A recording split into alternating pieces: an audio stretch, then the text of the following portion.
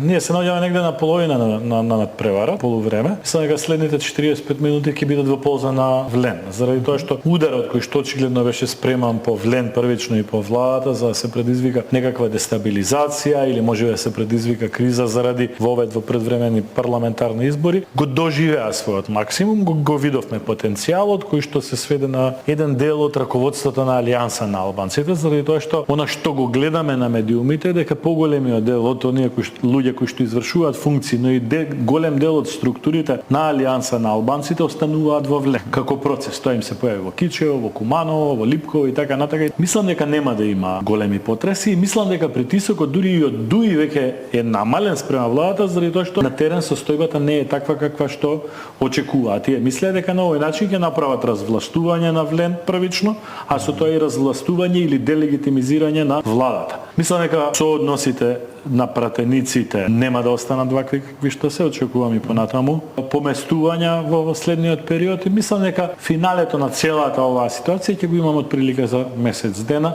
пред да влеземе во кампањата за локални избори.